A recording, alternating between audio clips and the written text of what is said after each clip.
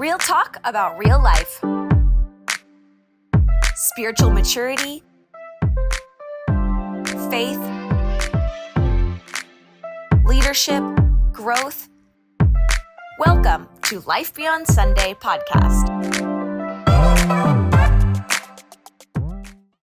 Good morning, everyone. Welcome back to Life Beyond Sunday. Was that Good morning, everyone. You do it then. You know what? The good thing is people are noticing how bossy Shayla is in real life because they see her on Sunday morning and they're like, oh, she's so... Yeah, and now they're seeing this side of you, right? You know. Okay, anyways, good morning, Life Beyond Sunday. Good morning. Good morning, everybody. Much better, Kelly. Life Beyond Sunday. Better? Yeah. Okay, all right. Shayla's coaching me. So today, Shayla is super excited about today's topic, right? Yeah. It's a little PG-13. Mm-hmm. Okay, so If you're watching with kids in the car, listening with kids in the car. Skip to the Pause. next episode. Yeah, pause and listen later with your spouse. Oh, boy. Okay, so we're going to be talking about sex and... Which, by the way, I got in a lot of trouble in our last series when I talked about sex. Did you? No, Yes. It wasn't bad. sometimes you're just People over the left top. the church. They Well, asked okay, for their just tithe back. move on. Did they really? Yeah. It was crazy. Oh, All wow. because I said I like my wife. Is that really true? I mean, Okay. Yes. Just say yes. Okay, she's like, move on. Okay, I'm getting the move on face from Shayla, so we're moving on. Okay, so to start with light things a little bit light, we are going to talk about some like guilty admissions. They're not sex related. Okay, so I'm gonna like, start. oh my I'm gonna I was start. like, wow, I'm where are gonna we start. going here? I have two. Whoa. I have two to like start the what is to start. Okay, the first one, to me, like Costco is a guilty pleasure because it's like gambling. I could walk in to buy blueberries and spend $500 and This walk is out true. with furniture, jewelry, a This shirt, is true. groceries. That was some each cheap of the week. furniture and jewelry Yes. for $500. Well, you know what I'm saying? It's just an adventurous thing. And so when people are like, oh, I don't know, Costco is a guilty pleasure for me. Okay. It's like gambling. Yeah. And I don't gamble. Yeah. So, and the other one, this is a judgment-free zone. I don't need hate. I do Okay. not need. I am a bit of a sucker for like Real Housewives of whatever city. I mean, Beverly Hills is my jam. I'm not going to lie. But like the Orange County, all that kind of stuff. I watch Last week all. it was Love is Blind. Blind. This week, boy. Yeah. But Kelly, I like real we had a reality. conversation even before this, and you just get drawn into all the drama. I do. God is doing a work, but it's still partial. He's still doing it. We haven't gotten there yet. So, okay. Okay. So now you guys. Guilty admission, like a guilty. I just Guilty. exposed my soul here. It's hard to think of those. Yeah, I thought it was going to be a question. You don't have like a guilty, like a guilty pleasure. Not Cookies? not sexual. What? Cookies? Okay, I'll take it.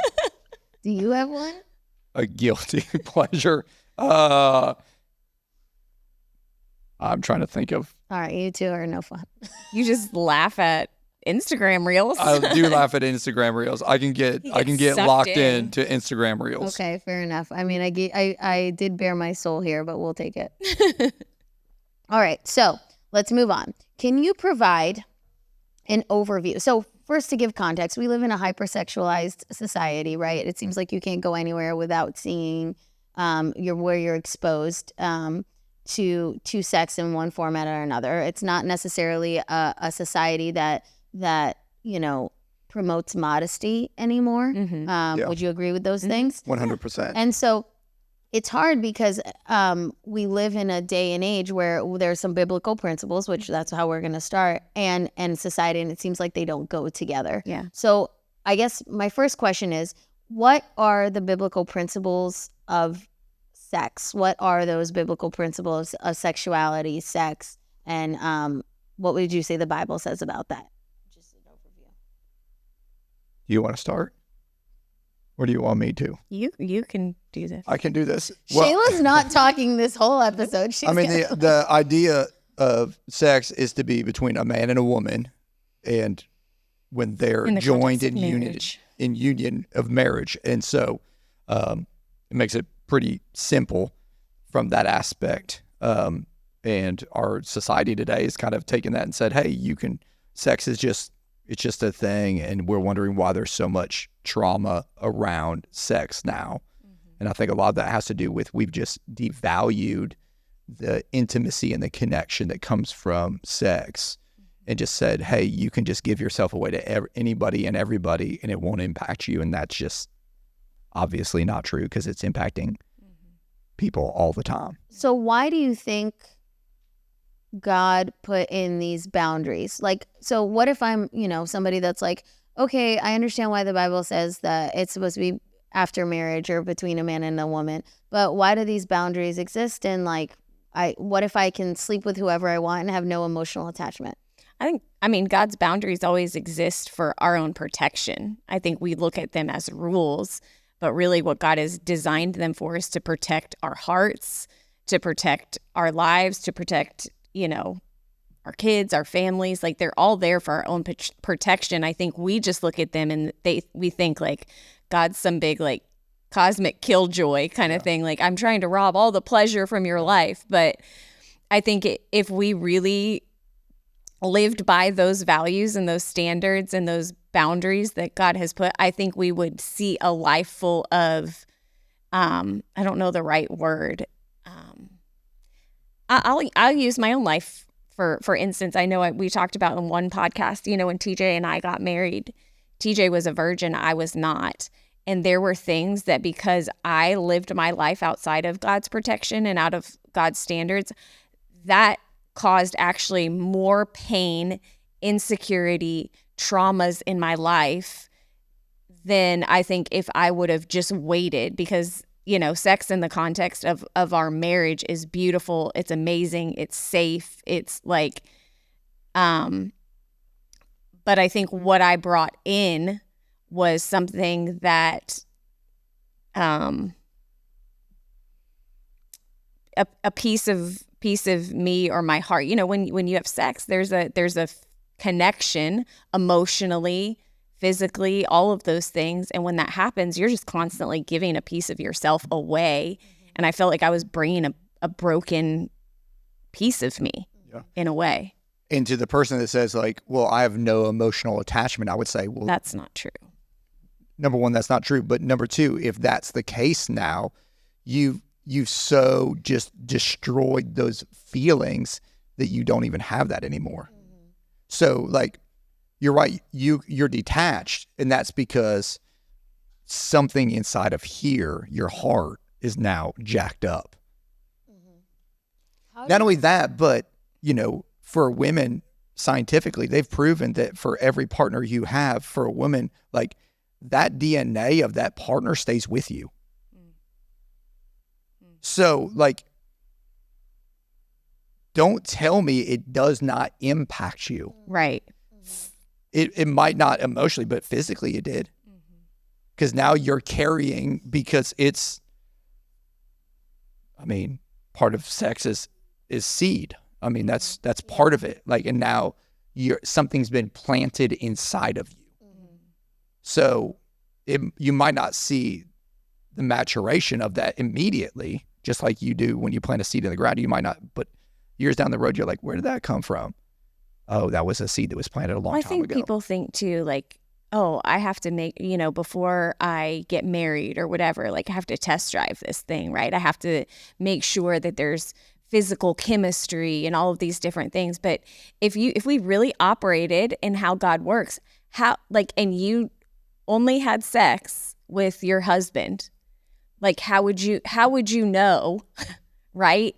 That's bad, good, and that's not a bad thing. That's actually a good thing, because that's the only person you know. Yeah. Like you don't have anything, preconceived ideas that you're bringing into it. I think pornography is another thing that we're bringing things into our relationship that is causing trauma, that is causing disconnect, that is causing all those things because we haven't lived in the boundaries of what God set for us. Yeah. And what would you say? There's a couple directions we could go, but what would you say to somebody who's like, well, I've already crossed that road. Like I've already had partners out of marriage. And so, that does it for me. What would you say to somebody like that? Like, what is there? Yeah. I mean, I think that God is a God of restoration. I think that you can have your mind renewed. You can have restoration happen in your life, but you got to stop continuing down that pathway. And what would you? This is gonna be. I'm gonna throw this one in here. With the there are a lot of in the Bible, in the Old Testament, there were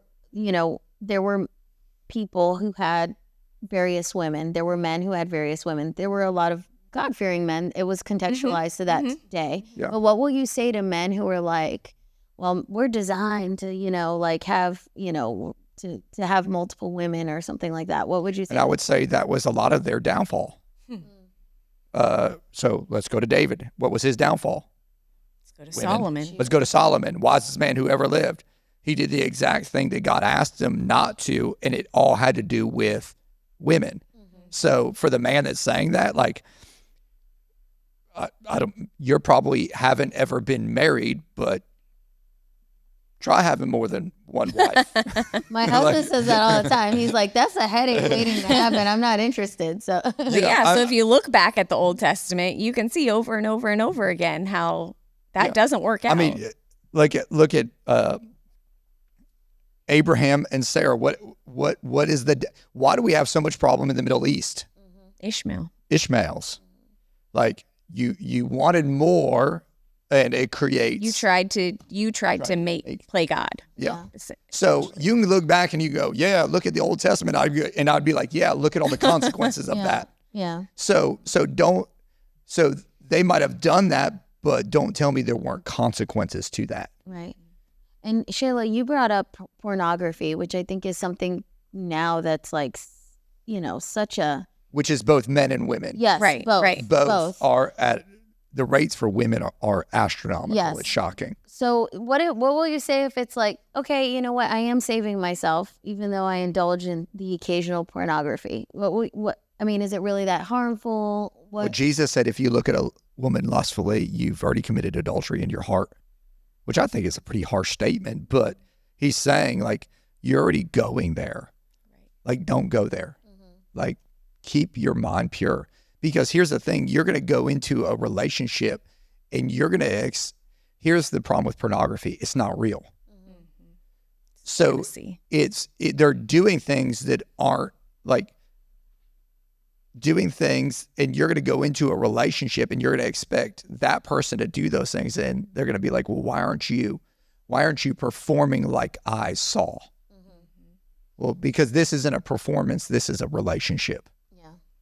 Actually, my husband and I were talking about this like 2 days ago because I was listening to a message from a pastor, because I don't only watch the drama, I also listen to good content.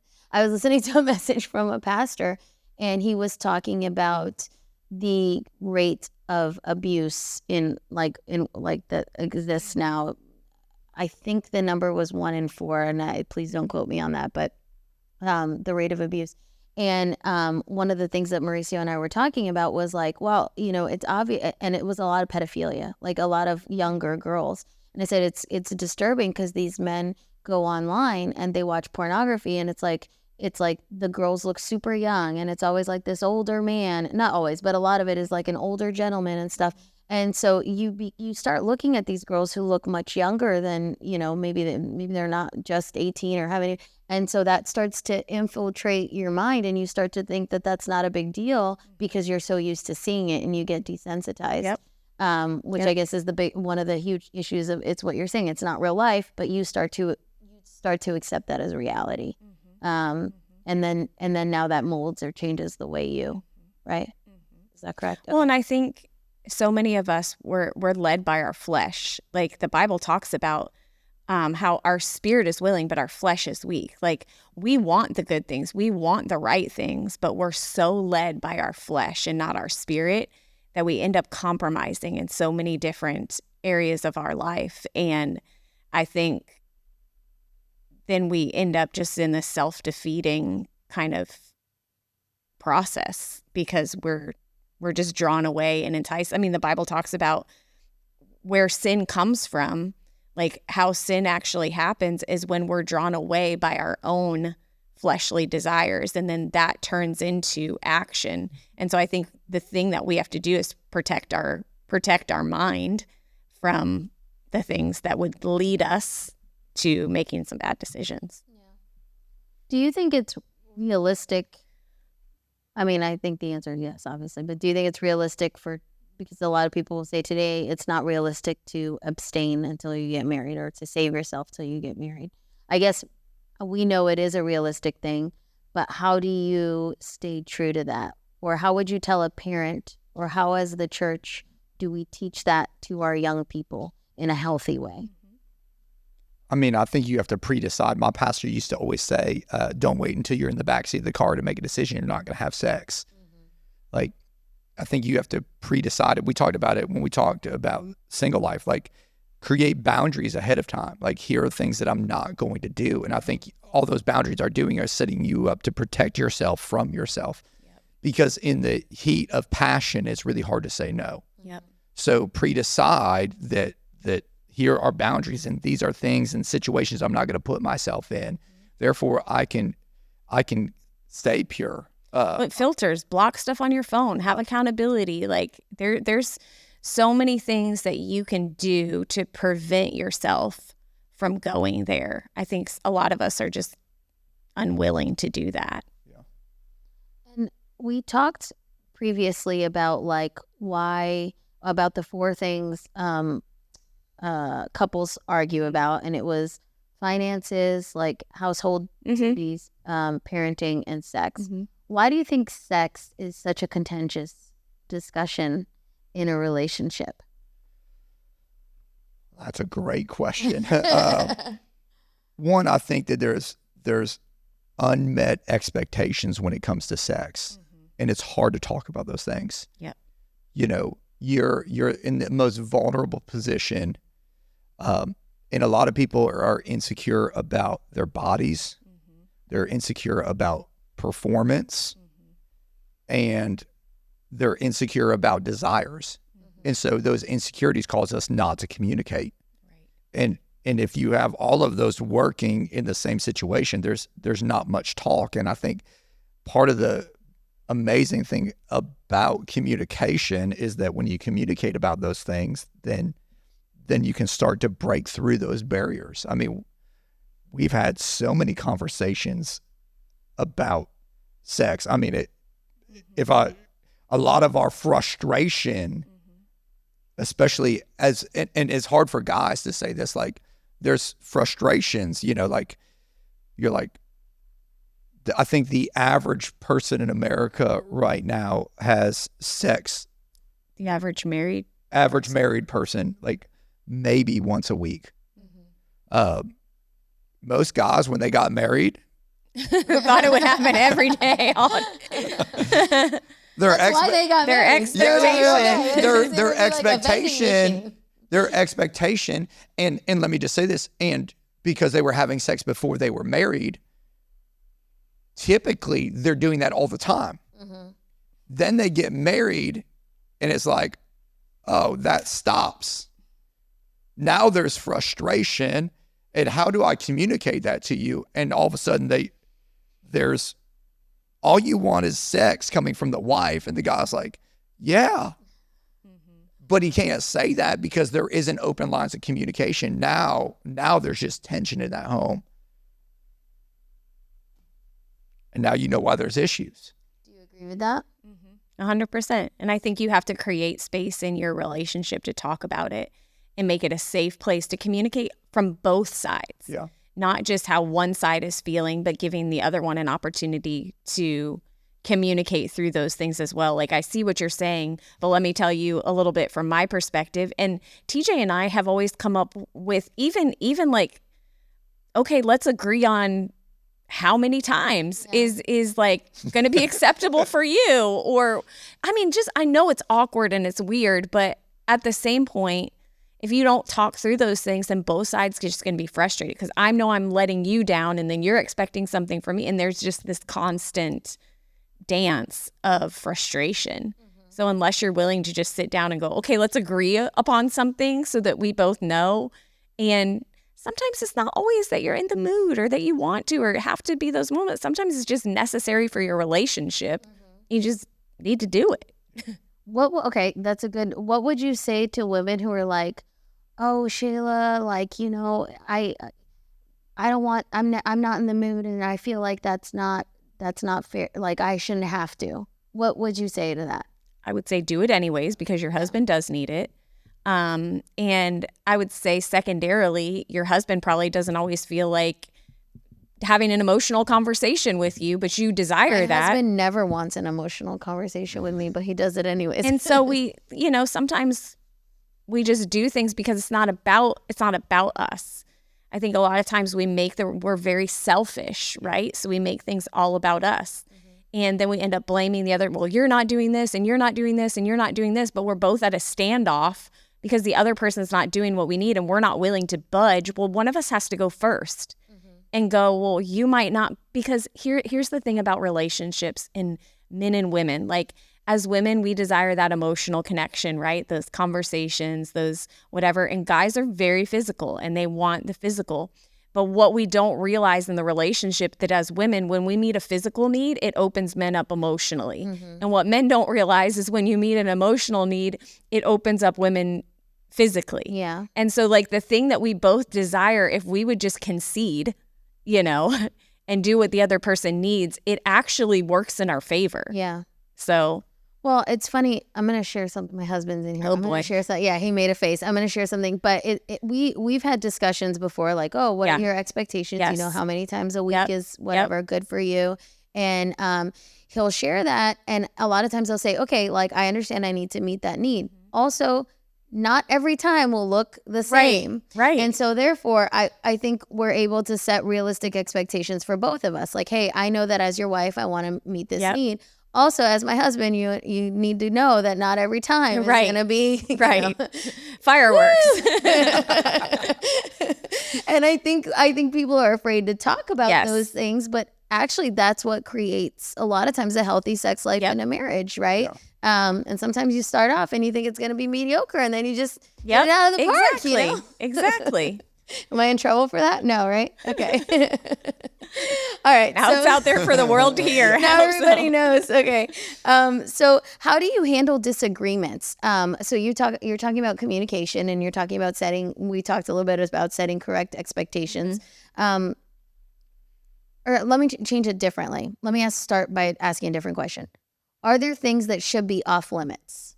I think that's between the husband. Like, I don't want to do anything that she's uncomfortable with, and I don't think the same with her. And so I think that's part of the communication is like, hey, what are you okay with this? Are you not okay with this? Like, and there's been conversation. I don't like that. Well, if this is about mutual, it's not just about me. Like, if that is uncomfortable for you, I don't want to put you in an uncomfortable position. But I think that comes with communication. Agreed. Do you agree with that? I think some off limit things, like I'm going to go back to pornography. I think there's sometimes people that are like, oh, we're going to watch this as a couple or do this as a couple or something like that. And that's going to trigger, a feeling or emotion or whatever. And I think anytime you're looking at something else to trigger something, it can be unhealthy, and you're setting some again, unrealistic expectations. So if you're asking about things that are off limits outside of the things that you agree upon, I think there's things that don't add value. It actually decreases the value. Yeah. Well, I've heard once somebody saying that, like, if you bring pornography into the bedroom, you're actually bringing somebody else into your relationship, like in one way or another. And so therefore that should be, because like you said in the beginning, it's between a man and a woman. Yep. Do you think that there's other harmful content out there that maybe isn't pornography, but that maybe sometimes married men maybe like are on Instagram and they follow girls or influencers or whatever, and they think, well, that's just would you also say that's I think you have to guard your heart. Slope. That's why when I was 19 years old, I memorized Job 31:1. I've made a covenant with my eyes that I will not look lustfully upon a woman. And so, like, I'm trying to make sure that I'm not putting myself in positions where I am somebody else is causing me to lust after. The only person I'm to lust after is her. And so like, I don't want that around me. I'm not looking for that in my life. And I think you gotta, it goes back to, I'm going to pre-decide. So like when something comes up, it's a quick flip off. Like I'm not looking for that in my life because I've made a covenant. I've made a covenant in relationship with her that my eyes and my desire is solely for her. What? I mean, I do think it's a slippery slope, and I think you can because sometimes we do things that we don't think are unhealthy for us, but I think then you can get to this place where it's like, okay, I'm going there more, I'm looking at this more, and something that might have started off as innocent starts to be something we escape to, or that we look to, or that we're going. And so I think we have to constantly be evaluating too, are even the things that were maybe once innocent, I just followed this person, or I like what they have to say, or whatever. And then it becomes something that we escape to, or we look, oh, I need to go here and I need to look at this, or I need to read these types of articles or these types of books, or these like are those things starting to become something that is unhealthy? And I think we have to have a constant evaluation of something that once might have been innocent can start being something that is drawing us away from something. So it's like being vigilant in evaluating those things. So asking yourself and constantly taking a temperature check of where you are. I think the other thing is if my spouse saw me watching this, being in this, how like, would they be okay? Right. And if the answer is no, then it's pretty obvious. Like I probably shouldn't be doing this. Am I going to turn this off when they come over? Am I going to stop reading this? Am I going to? Would I look at this very same thing if they were sitting next to me? Exactly. Yeah. It's funny though how we were having not me and Mauricio, but a couple months ago we had some family members here, and they were like, oh, they got in an argument. They were talking about another couple, and they were like, they got in an argument because he started liking these girls' pictures in bikinis, and now she's jealous of of this. And and I was like, yeah, she should be. That's disrespectful. Exactly. If you see a girl at the beach and you start like, hey girl, I like you, it's like, it's rude. So why is it okay if it's on the internet? You know? But I think sometimes I think with social media, a lot of times our perception of reality is also getting shifted because I think it's like this alternate universe where we're allowed. That's why people attack each other on social media. That's why people will do things that you would never do in real life. And it's like, it's an extension, right? Of what you're doing, you know? So, I'm going to put you guys on the spot a little bit about just how to communicate healthy. So are there some questions that you think like, hey, if I had to give you some advice and you're married and you want to make sure that you're taking a good temperature check on your relationship or specifically your sexual relationship, right? What are some questions that you would ask? Like, hey, here's your take-home homework. Sit. I think some of it would be centered around like, hey, let's have a conversation on frequency. Like, you know, what's enough, not enough, you know, let's come to and I'm just going to tell you this ahead of time. The guy is always going to want more. Yeah. And you're both going to have to adjust to you know. Yeah. I think it's, what do you like? What do you not like? Yeah. You know? I think there's good questions like, what kind of environments help you feel more in the mood? Yeah. Like, what can I do? Women want to feel safe. Like, like what can I do to help create a safer environment or an environment where you feel more like being intimate? And I think it's having those conversations. We used to go on walks. If you'll learn anything about us, where 99% of our deep conversations are on walks where we're just walking, and it gives us a chance to just kind of go, hey, here's where I'm struggling. Here's where we're succeeding. Like we used to do a thing where it's, tell me somewhere where I'm winning, tell me somewhere where I'm losing, you know, and somewhere I can improve, you know, just like 3 little things because I want to know where I'm winning and what I'm doing well in, and where are some things that I can be improving. And I just think it's opening up the door to communication more than you having every question there. Mm-hmm. Okay. Do you agree with that, Shayla? I would make that communication centered around not attacking the other person or saying that they're doing something wrong. Not let it be fully out of frustration and more with an understanding heart, if that makes sense.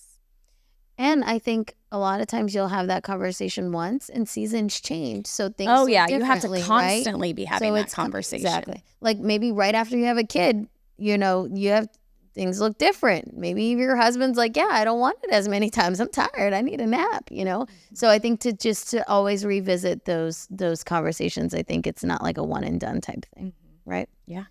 All right. Any other final? Would you watch Magic Mike?